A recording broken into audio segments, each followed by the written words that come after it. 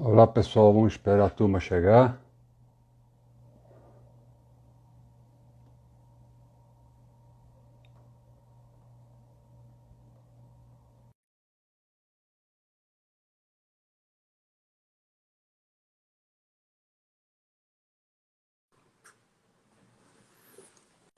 E aí, Olá Thiago, tudo bem?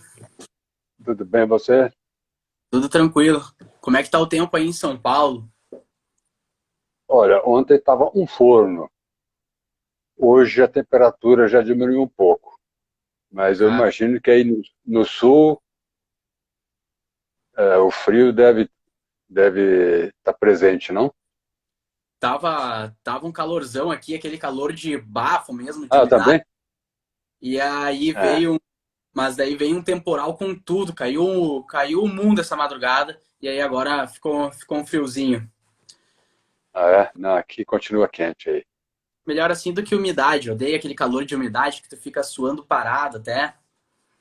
É. Bom, a Aí o turma já chegou? pessoal tá chegando aqui, já temos 20 pessoas aqui na live. Pessoal, Uhum. vamos começar a trocar essa ideia, então. Eu separei algumas perguntas que o pessoal mandou. O André, começar respondendo uma perguntinha aqui que o André perguntou: onde aplicar a reserva de emergência com Tesouro Selic dando prejuízo? Essa era até uma alocação que a Quad tinha, uma parte da carteira em Tesouro Selic, como uma reserva de oportunidade ali, e a gente, notando isso, a gente saiu do Tesouro Selic e migramos para 100% CDI. Ou seja, é para botar em qualquer investimento que renda 100% CDI, normalmente algum CDB de algum banco. Então, tu tem que ver as opções que tu tem na tua corretora, que tu tem no teu banco, para ver qual é a melhor delas. Mas nesse caso atual, que a gente está vivendo um momento muito atípico, talvez até a poupança seja mais interessante do que o Tesouro Selic para tu não acabar tendo esse deságio. Então, é algo que está revelando aí o risco fiscal que a gente vem até comentando bastante, faz uns 2 meses do crescente risco fiscal do Brasil, né? E isso acabou impactando até as LFTs. Certo, Gambode? Isso, é verdade, porque o CDI é um indexador, né? Ele não sofre deságio. Você É. consultar a tabela do CDI, é exatamente igual a LFT, melhor dizendo, a Selic efetiva. Hum. Tem a Selic, que é a meta do Banco Central, e tem a Selic efetiva, que ela tem rodado algo em torno de 0,1 ponto percentual abaixo da meta, sempre, há muito tempo. E o CDI tem sido colado. Muito tempo atrás, mas isso faz um bom tempo, o CDI se descolou muito da taxa Selic, ficou muito abaixo. Depois de uma intervenção do Bacen, isso foi corrigido. E nos últimos anos, a taxa CDI, que é um indexador para títulos, né?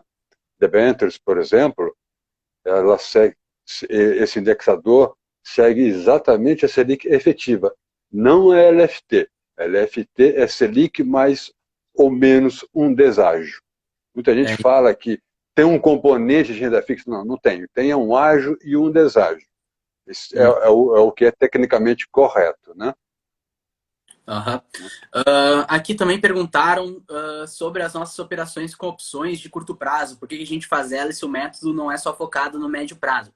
Assim, o método das 4 dimensões é focado no médio prazo. A gente aborda o mercado sobre 4 dimensões diferentes, tem a valoração que é para o longo prazo, tem a dimensão do sentimento dos indicadores econômicos que é mais para o médio prazo e a ação dos preços que é para o curto prazo.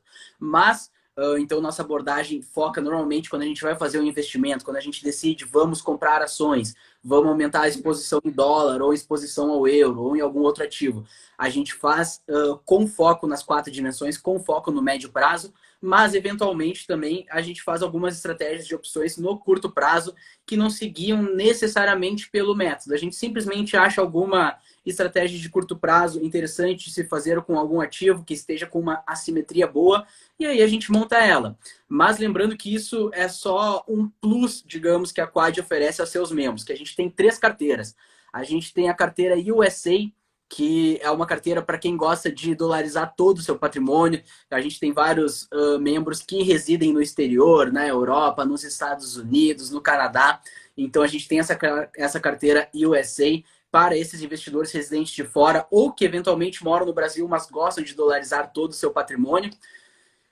A gente tem a carteira Pro, que é a carteira que pode investir no mercado tanto brasileiro quanto americano e pode se expor a Bitcoin e opções também, assim como a carteira USA também pode investir em Bitcoin e opções. E temos a carteira padrão, que pode investir aqui no Brasil, pode investir no exterior, mas não investe em Bitcoin nem em estratégias de opções. Então, tem gente que prefere, cara, eu quero focar mais no mercado de ações, de renda fixa, commodities e tal, mas não quero fazer essas coisas de estratégias com opções, não me interessa, ou às vezes também não me interessa Bitcoin. E aí a gente tem a carteira padrão para esse público que não quer saber de Bitcoin, não quer saber de opções. Então, para quem quer acompanhar aí essas estratégias com opções e poder operar opções também, para quem quer se expor ao Bitcoin, tem essa opção. Mas se por acaso tu não te identifica com isso, não tem problema. A gente tem uma carteira prontinha ali que não inclui nem estratégias com opções e nem Bitcoin, que é justamente para quem quer mais ficar aí no arroz e feijão, se expor tanto ao mercado americano quanto brasileiro, mas sem essas demais classes de ativos aí de criptomoeda e de opções. Gamboge, vamos começar falando um pouco mais sobre o behaviorismo e sua aplicação nos investimentos. Acho que o pessoal quase todo já sabe mais ou menos o que é behaviorismo, se é o pessoal que nos acompanha há bastante tempo, porque é um assunto que a gente fala bastante, mas dá alguma leve introduzida novamente e como que ele se encaixa na nossa metodologia aí das 4 dimensões. O behaviorismo, como todo mundo sabe, é psicologia comportamental. O mercado é função, não só o mercado de ações, é função da política monetária, né? Política fiscal também, fundamentos econômicos. No caso das ações, o principal fundamento são os lucros das companhias, né? E o grau de propensão ao risco dos investidores. Se você quiser entender qualquer mercado, você tem que abordar essas duas coisas. Na Quad nós temos um modelo de fundamentos para o ouro, nós temos um modelo para moedas, nós temos um modelo para Bitcoin e nós temos um modelo para ações. Originalmente, ele foi criado para o mercado acionário, né? Não só para o Brasil, mas como também para o S&P, uma vez que o S&P, melhor dizendo, o mercado norte-americano, ele representa em torno de 50% do valor de capitalização do mercado planetário. Então, para onde o S&P vai, geralmente, nem sempre, geralmente, os demais mercados, alguns com mais intensidade, outros com menos, vai na mesma direção. Ou seja, ele é um fator determinante, mas não um único para os demais mercados, mas ele tem uma forte influência, né? O behaviorismo, o que diferencia essa abordagem é justamente a aplicação do behaviorismo em praticamente todos os indicadores. Eu vou dar um exemplo. Price action. As finanças tradicionais partem do princípio que os preços estão sempre em equilíbrio, que o movimento dos preços são randômicos, ou seja, aleatórios. Não, a Quad não parte desse princípio. Parte do princípio de que há grandes players com visões diferentes, há insiders, e move os preços aquele que tem bala na agulha e que tem uma forte convicção, né? Ele pode, no início da tendência, é comum dois conjuntos de grandes players estarem na ponta contrária. Aí o mercado vai avançar quem tiver mais bala e mais convicção. Quando você tem muita convicção, você realmente cacifa. Em algum momento, se este que está classificando, por exemplo, na compra, o cenário do qual ele partiu para exercer essa pressão de compra, começar a apresentar sinais de que ele faz mais sentido do que aquele de quem estava na ponta de venda, esse que está na ponta de venda já vai começando a desmontar a sua posição na venda e vai engrossar o caldo na compra. E aí a tendência se estabelece. Mas nesse ponto ainda a mídia financeira e as pessoas físicas ainda não percebem as mudanças. A gente verifica muito dessas mudanças nos fundamentos econômicos, particularmente naqueles que mostram qual é a expectativa predominante, a coletiva, qual é a narrativa principal, enfim, a que está na expectativa coletiva dos grandes investidores. Não significa afirmar que a gente depende apenas desses indicadores.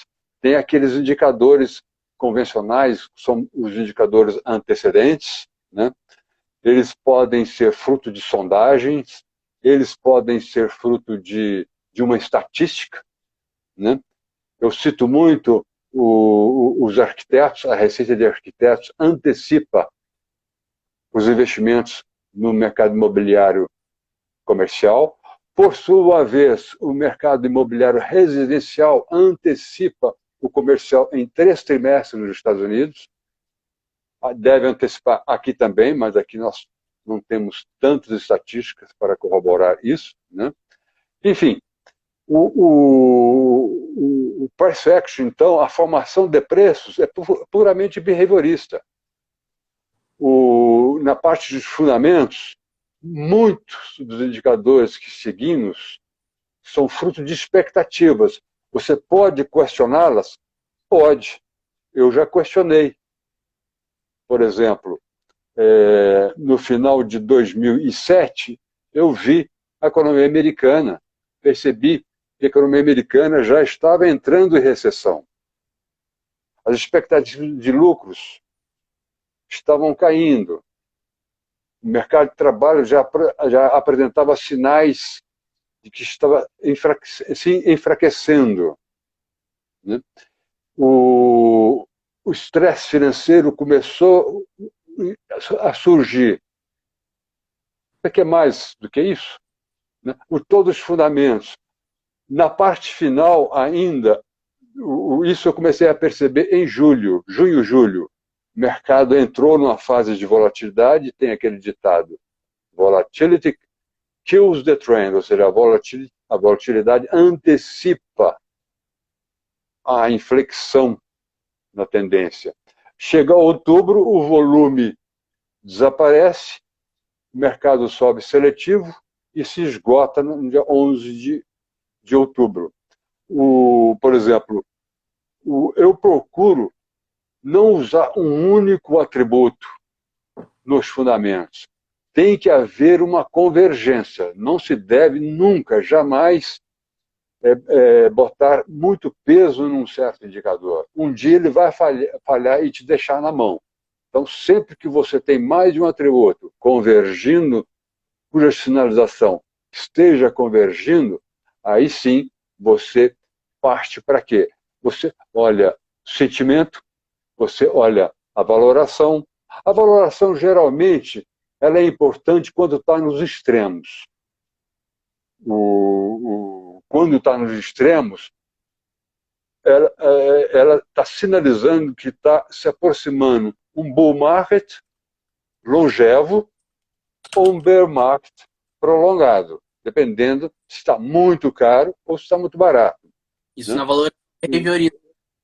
E o nosso modelo de valoração, ele tem aquele que é mais convencional, né?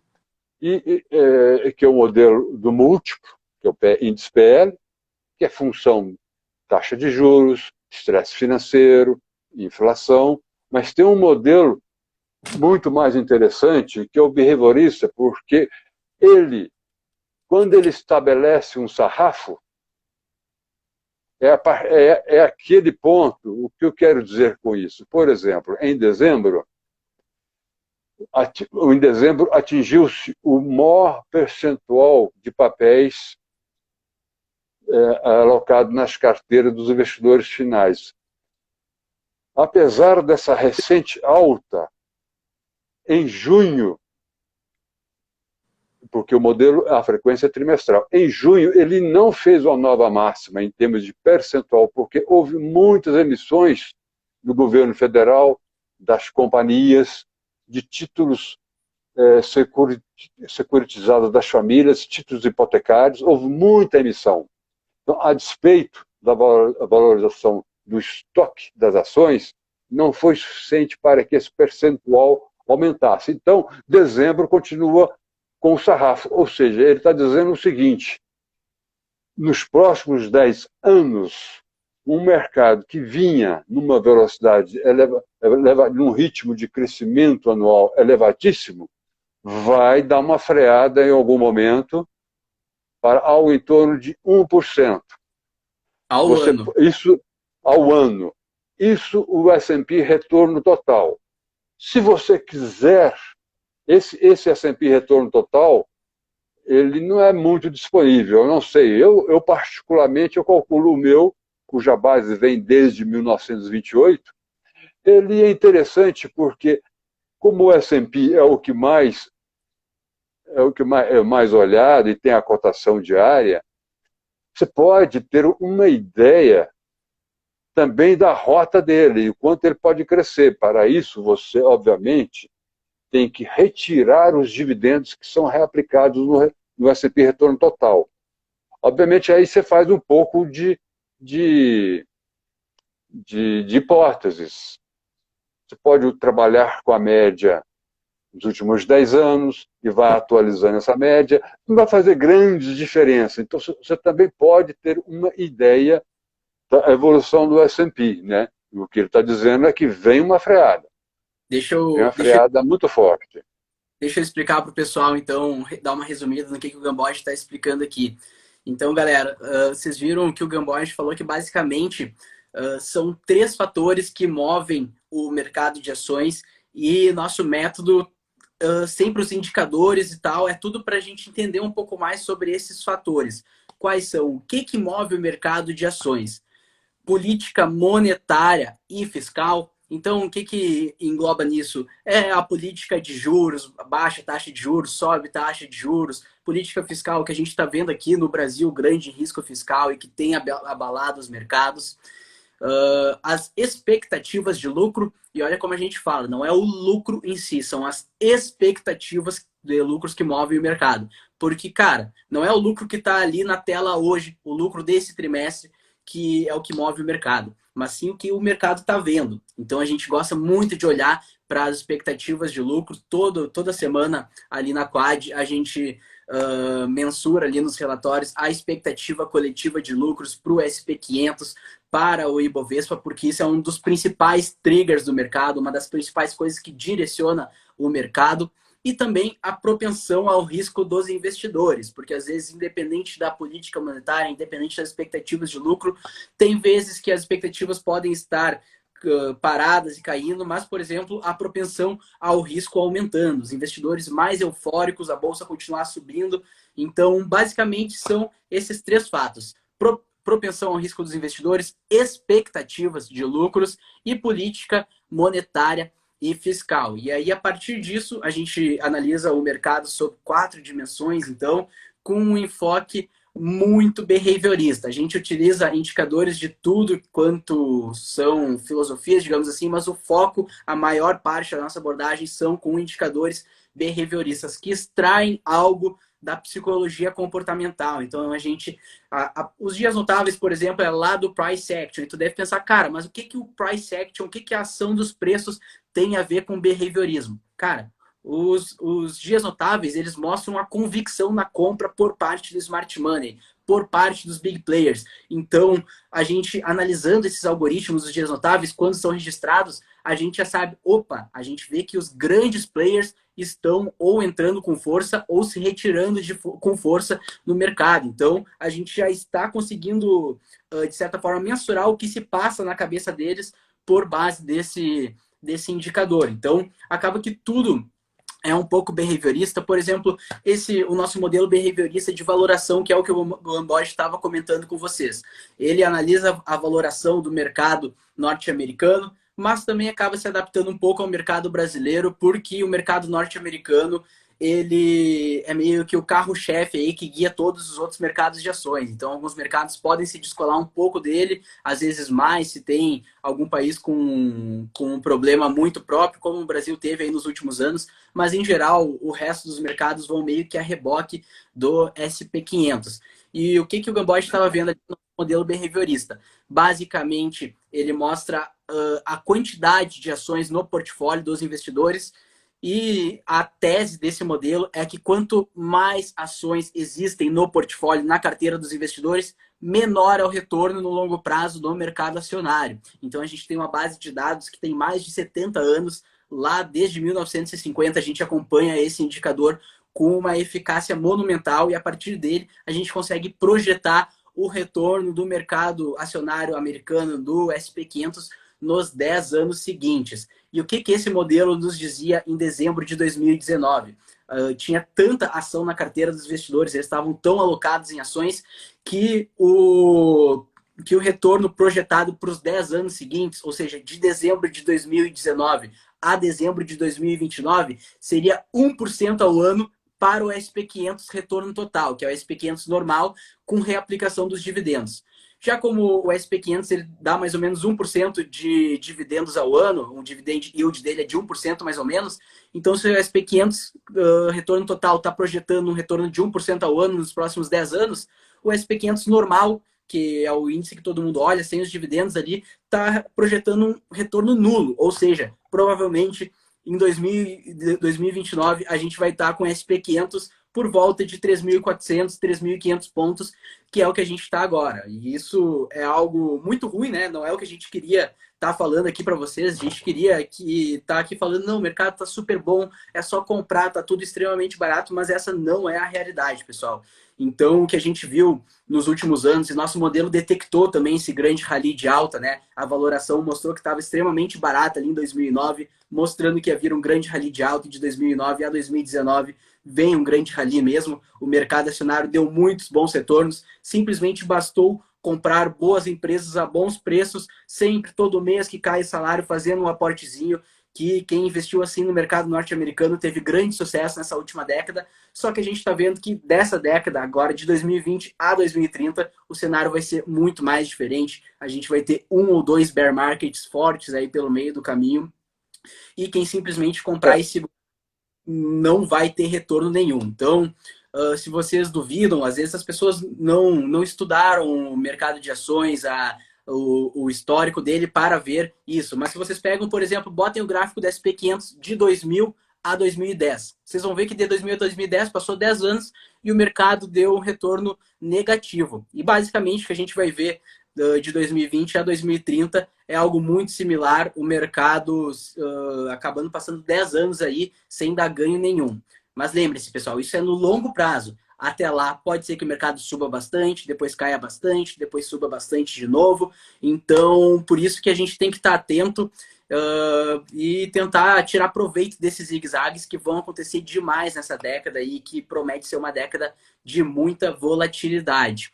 Gamboja, aproveitando que eu falei de volatilidade aqui, que estamos num momento muito decisivo dos mercados e tal, eu quero que tu comente um pouco sobre as eleições dos Estados Unidos que estão se aproximando aí cada vez mais.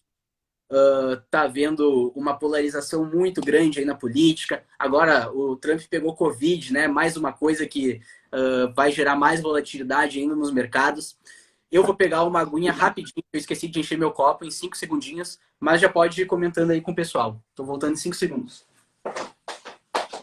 Bom, no Brasil, as eleições geralmente representam um passeio da água para o vinho ou do vinho para a água. No caso dos Estados Unidos, é um país com instituições muito fortes. Então, geralmente, as eleições, o pessoal dá muita ênfase às eleições, porém, no passado, eles não influíram tanto assim. Né?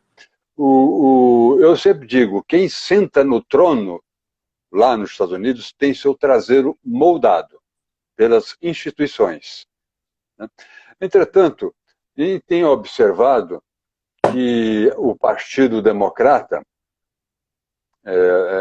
tem se inclinado cada vez mais para a esquerda, e a esquerda tende a gastar mais.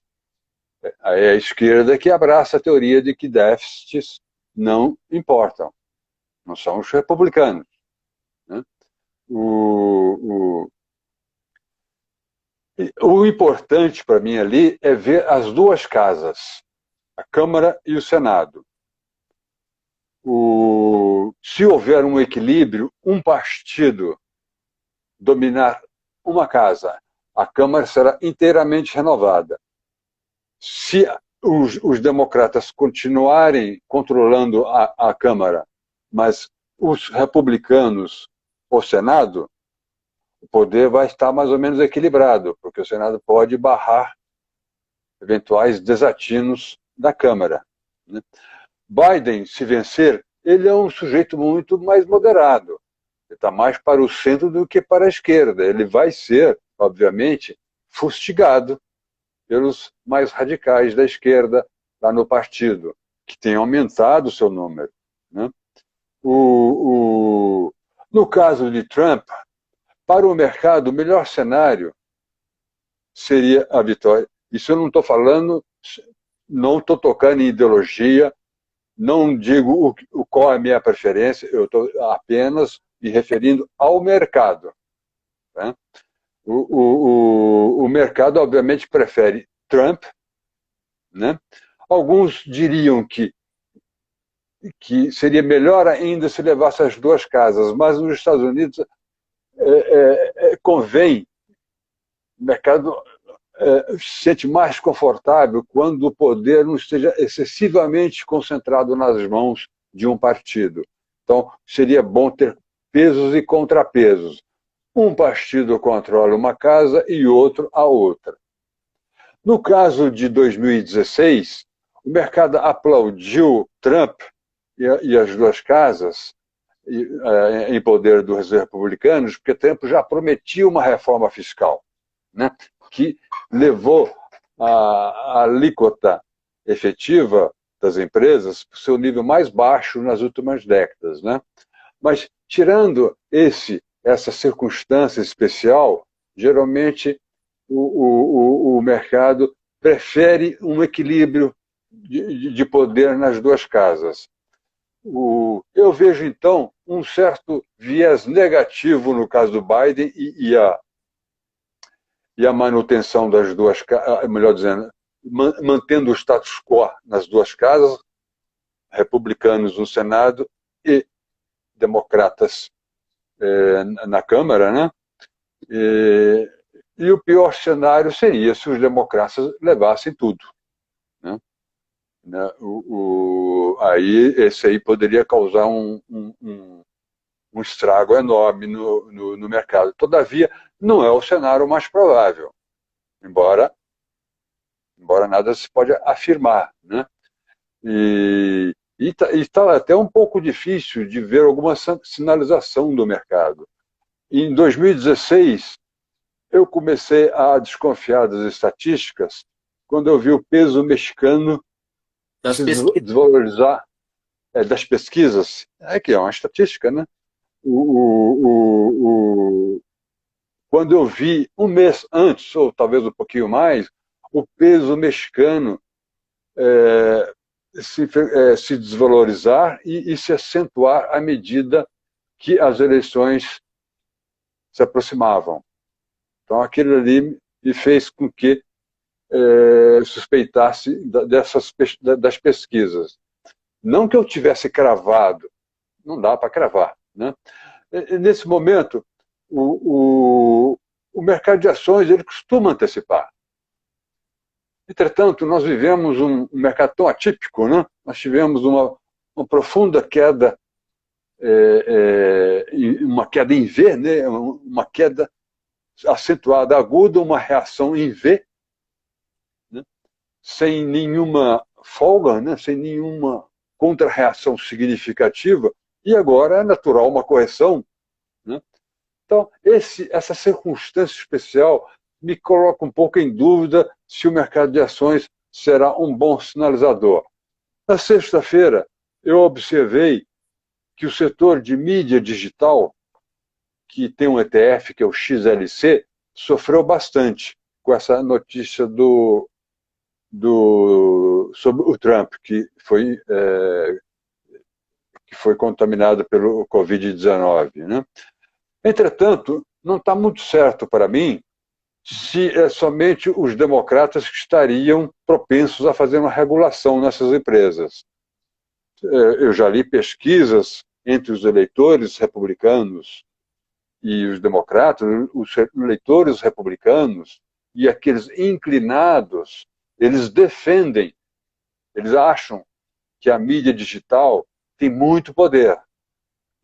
Agora, eu me pergunto por que no primeiro mandato, na primeira parte do mandato de Trump, os republicanos não mexeram nisso, né? Embora o Trump editou uma ordem executiva, se eu não me engano, restringindo a lei 266, acho que essa é a lei, que diz que a mídia digital é apenas fornecedora de informações e não são editores. Então, os republicanos também têm, eles, na verdade, eles têm restrições. O Estado não gosta de concorrente. E a mídia digital, ela pode e já está exercendo muito poder. O Estado nunca gostou de concorrência, né? Nunca gostou de concorrência em tributos, então não soneguem o Estado porque ele vai em cima de você. Ele não tolera muito uma concorrência na narrativa em seu discurso, e a mídia digital está nisso, né? Ela é muito forte, mais presente que a mídia antiga, a mídia escrita, né? Então, me parece que não está muito claro se é somente os democratas que estão inclinados para uma regulação. Acho que o Trump sempre bate na Amazon, né? Então, eu acho que pode vir uma regulação aí. Isso aí é possível, particularmente se Biden assumir o poder. A questão que eu quero ver é se o Senado, o controle do Senado vai ter uma razoável folga para os republicanos, porque se não tiver, basta alguns poucos, sempre há alguns que votam contra. Isso já aconteceu várias vezes no mandato de Trump. Aí pode acontecer que a agenda dos democratas partindo da Câmara possa em algum momento, né, prevalecer, né? Então, o que eu vou ficar olhando com muita atenção é exatamente qual que é a folga que vai ter para manter esse equilíbrio, né? De forma geral, muito abrangente, a situação é neutra, com viés positivo ou negativo, conforme quem for o vencedor. Tem o caso radical, né, que eu já mencionei, né, e tem aquele que parece que na cabeça de muitos é o ideal, mas talvez não seja, porque se Trump vencer e as duas casas forem dominadas pelos republicanos, pode ser que a guerra comercial com a China, agora ele livre de eleições, possa se acentuar. Embora, pelo que eu já li muitas vezes no Financial Times, o Partido Comunista da China prefere Trump porque ele negocia. Eles teriam um receio, né, segundo o Financial Times, de Biden, porque Biden poderia tentar se associar aos europeus, mas eu tenho uma certa dúvida em relação a isso, porque os europeus já não confiam muito mais nos Estados Unidos. Eles estão mais unidos e dependem do comércio da China, né? Com a China, tá? Pessoal, mas o Trump é o preferido do Partido Comunista. Aham. Mas ele pode jogar mais duro agora, né? Uhum. Porque com muito poder, né? Todo governo com excesso de poder não é bom como regra geral, né? O que o Gamboge estava comentando ali, pessoal, do XLC. Para quem não sabe, lá nos Estados Unidos nós temos os ETFs XLs, que são ETFs setoriais. Então tem o XLK, XLY, XL não sei o que, e tem o XLC também, que é das mídias digitais.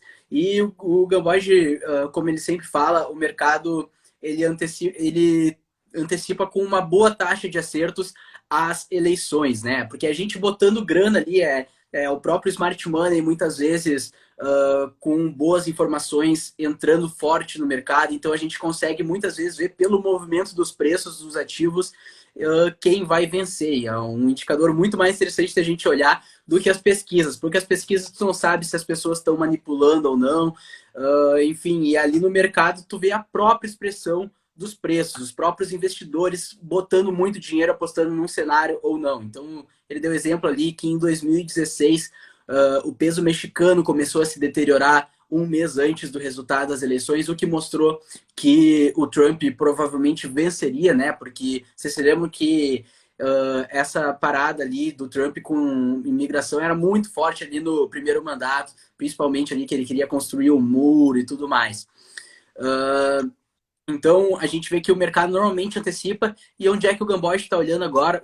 O setor XLC de mídia digital, que ali se inclui Facebook e demais do gênero. Por que ele está olhando isso? Porque a gente tem visto aí grandes polêmicas a respeito do poder dessas empresas aí de mídia digital e também questão dos dados, né? Que basicamente os dados são um novo petróleo, digamos assim, e acho que a galera já deve ter visto. Quem viu, deixa aí nos comentários. O documentário esses dias da Netflix, que, putz, esqueci o nome. Enfim, não lembro o nome, mas é um documentário bem recente, todo mundo estava falando, explicando ali sobre o poder que o Facebook tem hoje, que as redes sociais, o alcance que eles têm aos nossos dados e tudo mais. Então, os democratas, eles têm uma propensão maior a taxar essas empresas, impor regulamentações, daqui a pouco proibir o Facebook ali, que não pode ser todo mundo postando o que quer, enfim, ó, o Luiz e o Carlos falaram dilema das redes, esse documentário mesmo. Então, a gente vê que o Partido Democrata tem uma propensão maior a interferir nesse segmento, então a gente gosta de ver a própria expressão dos preços, como esse segmento está se desempenhando, que se por acaso ele começar a subir mais ou a cair mais do que outros setores, pode ser um sinal aí de que alguém vai levar as eleições. Se ele começar a subir mais, pode ser em relação ao Trump. Se ele começar a se deteriorar muito mais do que o resto do mercado, pode ser um sinal bem forte da força do Biden. Ó, o meu xará falando que esse documentário é propaganda do democrata. Galera, Gamboge, vou trazer outra pergunta aqui que te fizeram. Eu abri uma caixinha de perguntas para o pessoal perguntar para ti algumas coisas, e uma das perguntas recebidas é: o método é invenção original do Gamboge ou já existe no exterior essa leitura em 4 dimensões? Olha, não se cria nada, né? Ninguém apenas aprimora. Você tem, eu canso de ver analistas fundamentalistas usando a análise técnica nos Estados Unidos e vice-versa. Os grafistas lá não ficam somente olhando gráficos, eles olham estatísticas. É o que se chama de análise quantitativa ou quant analysis, né? Análise quantitativa.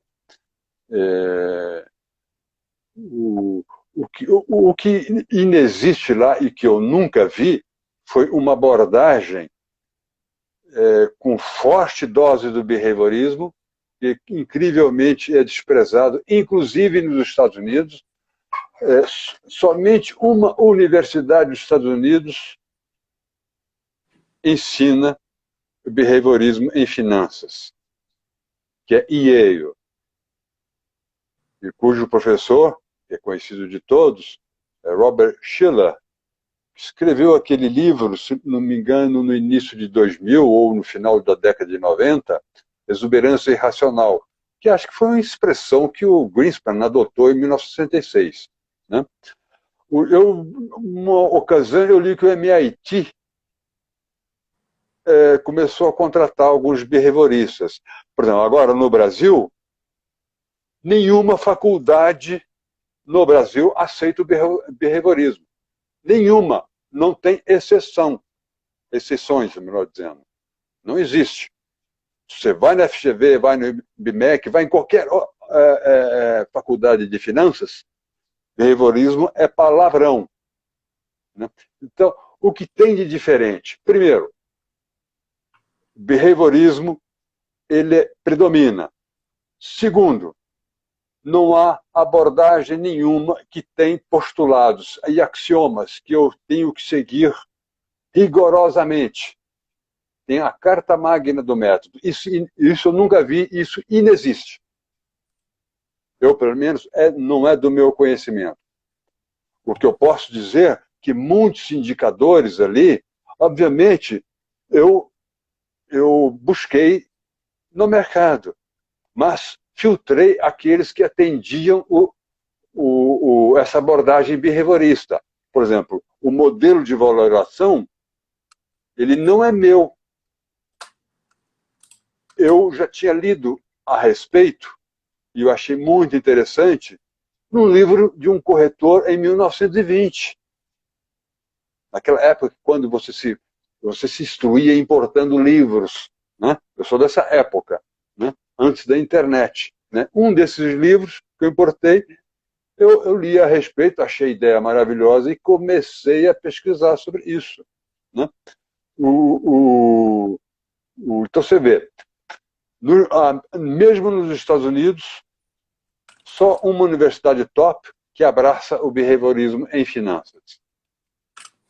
Em políticas públicas, onde tem grande aplicação, a Inglaterra é o país que mais aplica o behaviorismo.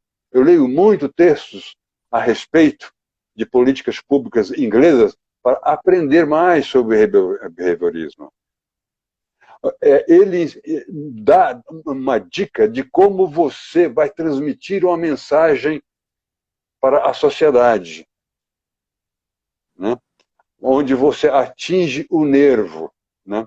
Eu poderia citar algum exemplo aí, mas senão a gente já está finalizando aí e isso vai muito longe. Mas, enfim, não existe um mercado, não existe uma abordagem, que é do meu conhecimento, que tem axiomas e postulados que eu tenho que seguir rigorosamente. Eu não sei quantos axiomas são, acho que são 11. Estou falando de memória. Precisaria pegar o livro para ver. Né? E tem mais do que isso, tem corolários. Isso eu nunca vi. Mas o que eu fiz foi unir o ponto A ao ponto B, mais nada. O ponto A, que é o quê? É ligar uma ideia com uma outra ideia que já existia. O behaviorismo vem desde século retrasado. Todo mundo sabe que política monetária exerce influência, todo mundo sabe que fundamentos econômicos exercem influência. O que as faculdades dão pouco peso é na parte de sentimento, né? A parte de propensão ao risco. Né?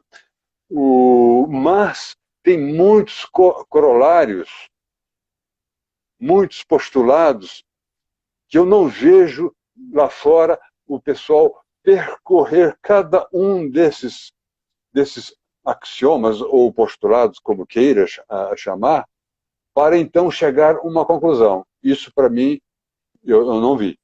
Tá? Pode ser que alguém tenha, mas se tem, escondeu. Né? O que eu reafirmo, os indicadores todos estão aí, mas poucos dão importância aos indicadores behavioristas. Né? Isso talvez seja o plus dessa abordagem. O que o Gamboge quer dizer, pessoal, é que a gente tem alguns indicadores proprietários, por exemplo, os dias notáveis é uma criação do Gamboge. A gente tem alguns outros indicadores que a gente não conhece em mais nenhum outro lugar, como o modelo behaviorista que o Gamboge falou, que pegou de um livro que importou há décadas atrás.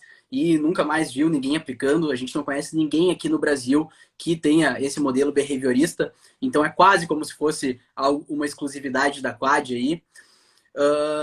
E peraí que alguém mandou uma pergunta que eu me confundi. E o que o Gamboge está querendo falar, pessoal, é que, por exemplo, um dos indicadores que a gente sempre olha ali quando dá atualização é índice de confiança do consumidor. Isso não é uma criação do Gamboge, sabe? Índice de confiança do consumidor é algo que diversos indicadores olham, diversos investidores olham. Expectativa de lucros, queda ou alta da expectativa de lucros. Não é uma coisa exclusiva da Quad, não. É um indicador que está público ali, disponível para as pessoas verem e fazerem suas análises. Só que isso do método de pegar esses dados. Então, tá, tem expectativa de lucro lá, tem isso não sei o quê, tem o múltiplo do mercado. Então, existem esses conhecimentos esparsos. Por exemplo, a dimensão sentimento. Cara, aqui, ó.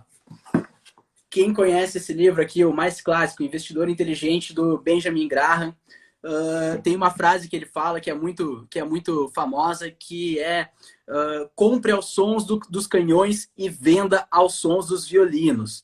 Ou seja, tu compra quando tá tudo em guerra, quando tá tudo um caos, quando tá todo mundo com maior pessimismo, e tu vende ao som dos violinos. Então tu vende quando tá tudo tranquilo, quando todo mundo acha que tudo se estabilizou, os preços só sobem e tal, é só alegria, é justamente nesse momento que tu vende. Então a gente já tem alguns conceitos assim, mas esparsos, sabe? Ninguém tinha trazido isso ainda num método claro, objetivo, que, como o Gamboge falou, tem a parte que é como uma constituição do método ali, com as principais regras, tem as outras regras que derivam dessas regras principais, que são como leis ordinárias, digamos assim.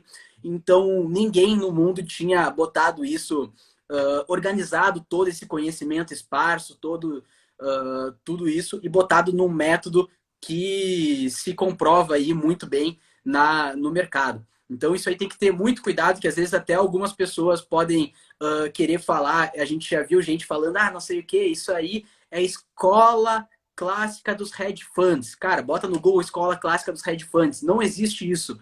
Então, quem fica falando que é alguma coisa que já vem do exterior e tal, é porque está querendo tirar a credibilidade do Gamboge e não quer que vocês bebam direto da fonte. Vocês podem perguntar para essas pessoas ou para quem quiser, em toda a literatura financeira, peçam para apresentar um método das 4 dimensões, algo similar à da Quad. Vocês não vão achar nada. Vocês vão achar algum livro que fale de indicadores econômicos, vocês vão achar aqui o Benjamin Graham falando que é para comprar os sons dos canhões e vender aos sons dos violinos. Aí agora, dividir num método com escalas diferentes de tempo. Isso aqui é do longo prazo, isso aqui tu foca no médio prazo, isso aqui no curto prazo. Essa é a Constituição, a Carta Magna no método. Essas são as leis ordinárias. Tem que seguir isso, isso, isso. Isso vocês não vão achar em lugar nenhum, pessoal. Tem gente aqui perguntando também a respeito de comprar puts para fazer seguro de carteira. Cara, na live de ontem com o JJ, a gente falou bastante de puts, a gente abordou muito sobre opções, inclusive deixamos alguns relatórios gratuitos de opções ali nos grupos do WhatsApp, do Telegram. E basicamente a gente acha que é interessante fazer seguro de carteira, sim. Na live de anteontem também, não, antes de anteontem, eu falei com o Luiz Nunes, da Forbes Capital, que é gestor de um fundo que eles sempre estão com seguro de carteira, então ele falou bastante também como é que eles compram seguro, qual é o delta do seguro, a distância do strike e tudo mais. Em resumo, a gente acha que é uma estratégia válida, mas tu passar assim 100% do tempo comprando seguro, sempre com seguro, cara, tu vai gastar muito dinheiro aí no longo prazo se tu sempre ficar com seguro. Às vezes vale mais a pena, se tu tá com medo do mercado cair, tu zerar a tua posição ou diminuir as posições, comprar seguro. Até porque depende para que tipo de queda. Por exemplo, a queda lá de março, cara, a queda de março foi excelente para quem tinha seguro. Eu tinha seguro de carteira, eu tinha puts que saíram de 30 centavos para R$ 30, uma valorização de 100 vezes. Só que isso é porque a queda foi muito íngreme. Se é uma quedinha que vai caindo bem aos pouquinhos, por exemplo, como é uma queda que a gente está vendo aí desde os 105 mil pontos, né? O mercado vai caindo aos pouquinhos, sobe um pouquinho mais, vai caindo meio lateral. Aí o que acontece? Tuas ações se desvalorizam e teu seguro também não tem uma valorização exponencial, porque porque o seguro tem valorização exponencial quando a queda é forte. O pessoal está perguntando aí das inscrições, dando parabéns pelo trabalho. Muito obrigado, pessoal. A gente fica muito contente com esse feedback de vocês. E as assinaturas estão praticamente prontas para serem lançadas. A gente está louco para receber esse pessoal novo que vem nos acompanhando e nos apoiando bastante. E talvez seja amanhã e talvez seja no meio da semana, mas no meio da semana não passa. Isso porque a gente teve um pequeno problema, que a gente mudou a plataforma o meio de pagamento ali da Quad, e a gente teve um pequeno contratempo nisso aí, a gente tem que ajustar. Não sabemos se vai dar para fazer isso até amanhã ou se eventualmente vai ser no meio da semana, mas essa semana com certeza quem aí está aguardando para entrar no time da Quad vai ter a oportunidade de acompanhar os relatórios do Gamboge. O pessoal perguntou do custo da assinatura também. O custo da assinatura anual fica por volta de 2.500, mas a gente vai fazer algumas proteções. Proteções não, promoções. A gente estava falando tanto de seguro de carteira que eu falei proteção, mas a gente vai fazer algumas promoçõezinhas aí também para quem se adiantar, para quem entrar nas primeiras 24 horas, quem está nos nossos grupos ali de WhatsApp e Telegram, então vão conseguir talvez tirar aí um pouco mais barato. Aqui o Heitor perguntou, Gamboge, por que tornar a estratégia acessível ao investidor comum? Por que tu não guarda ela contigo? Por que tu distribui ela para as pessoas? Antes, só deixa eu responder uma outra pessoa aqui. O Pedro está perguntando, podem liberar um relatório antigo do Gamboge para a gente ver. Amanhã, na live de amanhã, a gente vai comentar a atuação da Quad atual no cenário atual. Então, o pessoal viu que o Gamboge escapou da crise de 2008, escapou da correção de 20% lá em 2018, escapou do grande crash dos coronavírus agora, zerando bolsa lá próximo do topo do mercado. O pessoal está querendo saber como é que o Gamboge está atuando agora no mercado, nessa correção. Será que a gente conseguiu escapar dessa correção ou não? Então, isso a gente vai mostrar amanhã para vocês. E aí, amanhã, a gente revelando como a gente veio atuando no mercado agora, nesses últimos meses, a gente vai disponibilizar um relatório gratuito para vocês verem como que a gente estava atuando no mercado agora. Mas já adianto que a gente conseguiu se antecipar novamente dessa correção e, por enquanto, tem sido bom aí acabar ficando de fora do mercado que está com rentabilidade negativa e a gente continua de pé. Mas isso vai ser um assunto para próxima live de amanhã. Então, Gamboge... Eu queria só dar ainda acrescentar mais um ponto na pergunta anterior, é que os indicadores de price action, e há ocasiões que o price action assume uma relevância enorme, particularmente quando as demais dimensões estão dando sinais pouco conclusivas, né? Aí o price action assume uma condição muito, muito importante. Eu posso garantir que eu acompanho muito lá fora e percebo que ninguém tem os indicadores de price action da Quad.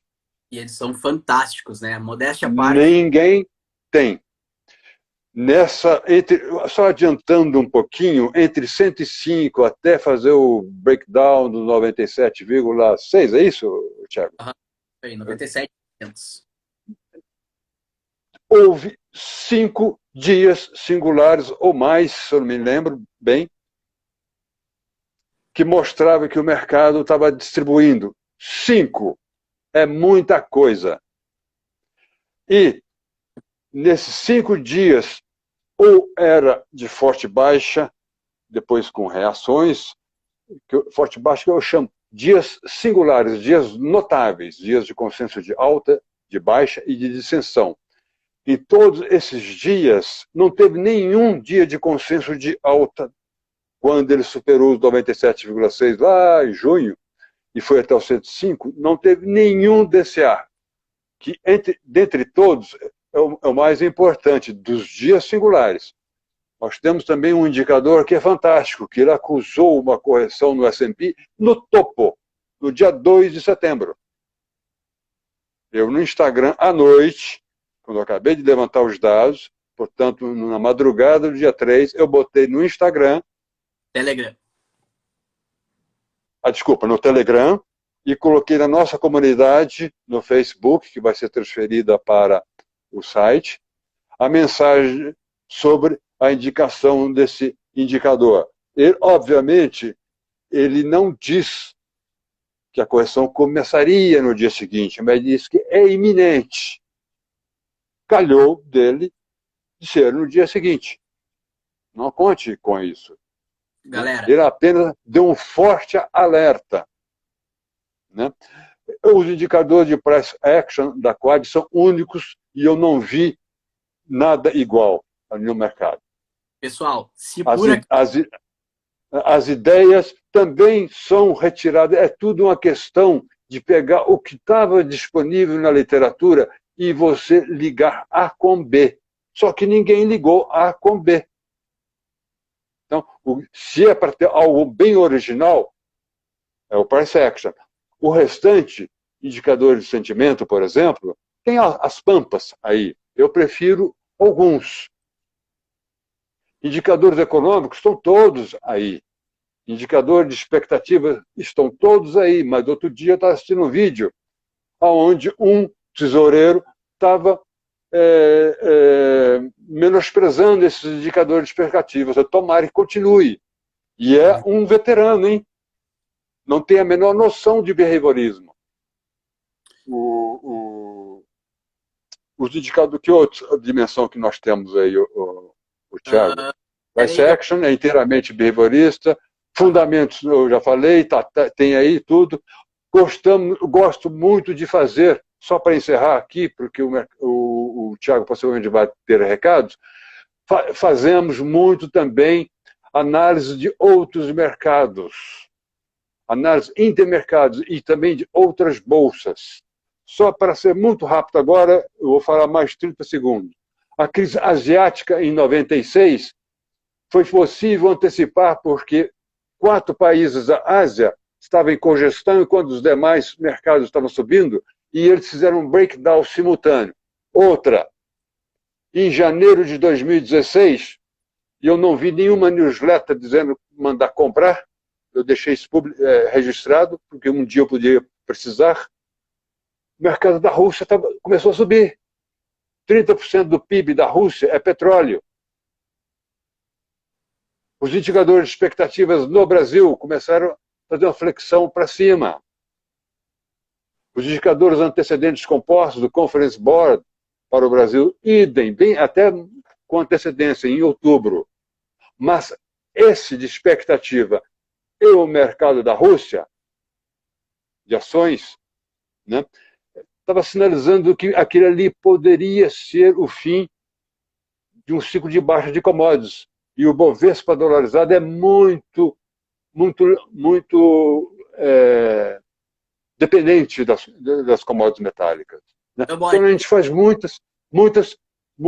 observa muito cobre. Olha, indicadores aqui não faltam. Estamos atentos aí a muita coisa. Pessoal, agora, Thiago, a palavra é sua e dê o seu recado final. Pessoal, desculpem ficar tentando cortar o Gamboa, já que a gente está chegando no finalzinho da live, o Instagram já vai fechar ela. Mas como a gente estava falando do Price Action, a live de amanhã é só sobre Price Action e eu quero propor um desafio para vocês. Entrem no nosso perfil e vão ali no vídeo que eu boto como seguindo o rastro do Smart Money, que vocês vão ver ali com o Ibovespa próximo dos 105 mil pontos. Eu divulguei esse vídeo e mostrei, pessoal, tá acontecendo a mesma coisa que aconteceu ali em março. O Smart Money está começando a entrar na venda, já tem outros indicadores muito poderosos do Price Action mostrando divergências baixistas. Eu não quero dizer que ninguém é para vender, porque cada um tem que fazer o que bem entende, mas olhem isso aqui porque tem que ter muita atenção. Então a gente mostrou aqui no Instagram, antes dessa correção realmente vir, as fortes divergências baixistas que estavam predominantes aí no mercado, e amanhã a gente vai comentar da nossa atuação em bolsa. Atualmente a gente está totalmente zerado, então a gente vai falar um pouco mais sobre essa atuação, vamos disponibilizar relatórios gratuitos também, então contamos com vocês aí que amanhã vai ser muito legal, vamos aprofundar no Price Action, e é isso aí, pessoal, uma boa noite para todo mundo, aguardo vocês amanhã, que vai ser chuva de conteúdo, vamos mostrar a exposição atual da Quad. Bom, então, antes que o Instagram corte, deixa eu dar uma boa noite também para todo mundo. Feito, continua. Pessoal. Valeu. Não, é isso aí. Entrem no perfil, olhem ali o videozinho seguindo o rastro do Smart Money que vocês vão conseguir entender um pouco melhor do poder desses indicadores aí que a Quad utiliza e principalmente ali dos dias notáveis, que é um sucesso total. Eles indicaram o início do bull market